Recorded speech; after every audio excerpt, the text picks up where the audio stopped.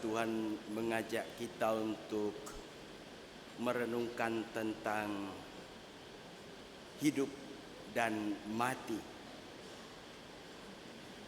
Minggu yang lalu kita dikejutkan dengan berita kematian Pastor Gregory, bahwa ia telah berpulang. Ia yang masih muda belia, umur 34 tahun.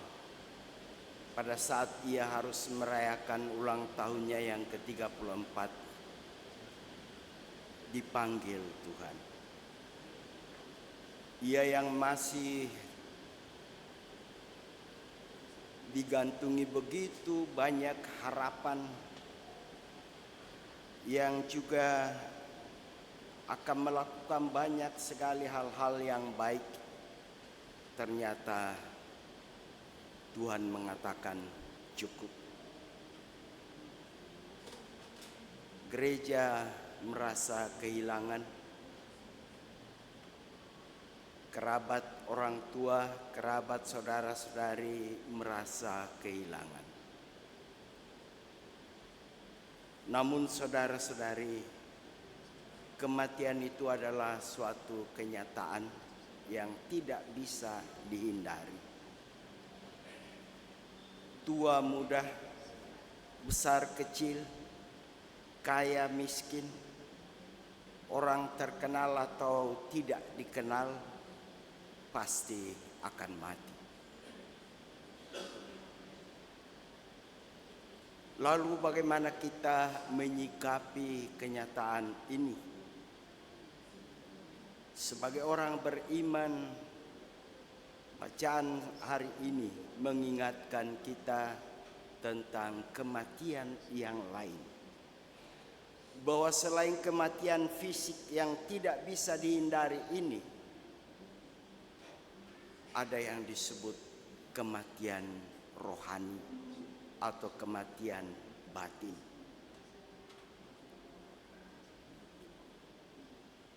Masih hidup, tetapi rasanya sudah mati. Harapan sama sekali tidak ada lagi. Semangat hidup juga sudah sangat tipis. Dan beban hidup yang semakin memberatkan hidupnya membuat ia seperti sudah berada di dalam kuburan. Bahkan imannya juga sudah mulai redup dan semakin menjauh dari Tuhan. Biasa dalam peribahasa dikatakan, hidup enggan, mati tak mau. Mungkin tidak semua kita mengalami hal ini, tapi pasti ada. Tergantung kadarnya seperti apa. Lalu pertanyaan berikut, untuk kematian jenis ini bagaimana kita menghadapinya, kita menanggapinya, dan jika itu kita alami, bagaimana seharusnya kita bertindak atau berlaku. Hari ini sabda Allah atau Yohanes dalam Injilnya membawa kita bersama Yesus ke Betania, ke rumah duka, rumah dari Marta dan Maria yang saudaranya Lazarus meninggal. Tidak hanya pergi ke rumah duka bersama Yesus, juga kita diantar ke depan kuburan Lazarus. Marta dan Maria serta Lazarus sangat dekat dengan Yesus. Tidak hanya sahabat, tapi boleh jadi juga keluarga. Tetapi bahwa mereka itu dikatakan sangat dikasihi oleh Yesus. Ketika Yesus datang pada hari keempat, karena dia seakan-akan menunda kepergiannya, Doa Maria dan Marta itu supaya Yesus datang pada saat sakit supaya bisa disembuhkan. Karena yakin bahwa Yesus mampu menyembuhkan orang sakit. Tapi Yesus justru datang pada hari keempat. Terlambat.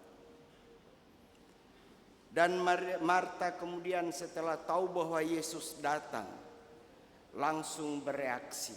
Seandainya Tuhan ada di sini, saudaraku tidak akan mati. Sering kita juga mengungkapkan hal ini. Seandainya kita tahu bahwa penyakitnya seperti itu, jauh-jauh hari kita sudah mengobati. Seandainya macam-macam pengandaian kita. Dari satu segi, ini mengungkapkan iman Maria akan Yesus, bahwa mampu menyembuhkan, mampu merubah situasi mereka. Tapi ia sedang tidak memahami rencana dan kehendak Allah. Kemudian kita dibawa ke kubur Lazarus. Di depan kubur, Maria masih mengungkapkan penyesalannya, mungkin juga kekesalannya, mengatakan jangan dibuka atau jangan mendekat karena sudah bau, sudah terlambat. Dan Yesus yang hadir itu bagi saya ini sungguh mengharukan. Melihat Marta dan Maria menangis dengan orang-orang yang hadir di situ, dikatakan Yesus menangis. Mau menggambarkan bagaimana Yesus sungguh terlibat dengan kedukaan, dengan kesedihan orang-orang, terutama kesedihan Marta dan Maria. Dia tidak menonton dari jauh penderitaan orang, terutama yang dikasihi, tetapi ia bersama senasib, turut merasakan kedukaan dan penderitaan orang pada saat itu. Marta belum memahami hal ini. Kita lanjut kisahnya. Kita bayangkan bagaimana mereka berdiri di depan kubur. Dan ketika Yesus mengatakan, buka, angkat batu penutup kubur itu, makin orang semuanya enggan untuk melakukan itu, tidak mau mengangkat batu karena takut bahwa itu berbau atau mungkin tidak enak untuk orang lain. Tapi Yesus mengatakan angkat batu itu. Dan kemudian setelah diangkat, Yesus kemudian berteriak, Lazarus keluarlah. Ia tidak mengatakan, hai orang mati, keluarlah. Dia menyebut nama Lazarus. Ini adalah ungkapan sangat pribadi, sangat personal dan spesifik. Memanggil Lazarus dengan namanya. Dan dikatakan sesudah itu, Lazarus keluar dari kubur, masih terikat dengan kain kafan dan semua. Dan kemudian Yesus mengatakan, bukalah, biarkan ia pergi. Yesus menjadikan tempat yang sudah dianggap terlambat, sudah dianggap membusuk, tempat kematian, muncul kehidupan. Itulah hakikat Yesus yang mengatakan kepada Marta dan Maria, akulah kebangkitan dan kehidupan. Nah, saudara-saudari yang terkasih, saya tadi bertanya bagaimana kita menanggapi hal ini. Kematian fisik misteri bagi kita. Tidak ada yang bisa menjelaskan, dokter pun mungkin susah untuk menjelaskan kenapa orang mati. Itu adalah suatu kenyataan. Tapi yang lebih penting bagi kita, Yesus mau mengajarkan atau mau menasihatkan kita tentang kematian rohani yang membuat orang mati.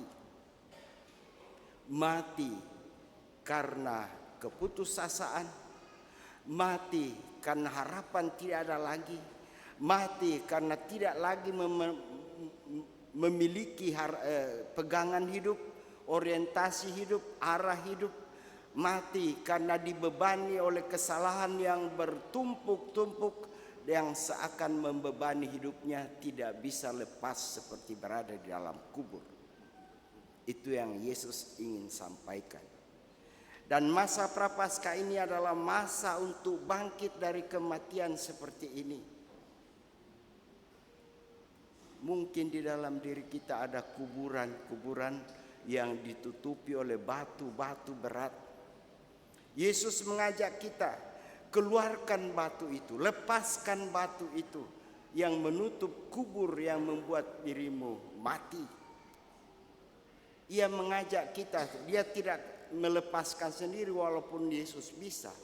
Ia mengajak orang untuk membuka batu yang menutup kubur kehidupan kita. Boleh jadi hubungan kita dengan Tuhan tertutup dalam kubur dan membeku karena kematian rohani ini. Boleh jadi kita semakin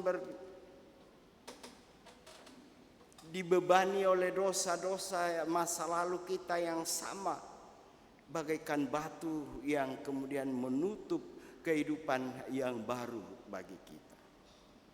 Bapak, Ibu, dan saudara-saudari, jangan takut. Kalau lewat kubur jangan takut. Yang harus ditakuti kalau kita mati secara rohani. Tapi Tuhan juga kemudian menjanjikan bahwa Ia menangis bersama kita, Ia berduka bersama kita, Ia tidak jauh dari penderitaan kita. Maka mari kita bersama Marta dan Maria merubah cara beriman kita. Tidak hanya melihatnya dalam sisi kehidupan fisik ini, tapi melihatnya dalam sisi lain.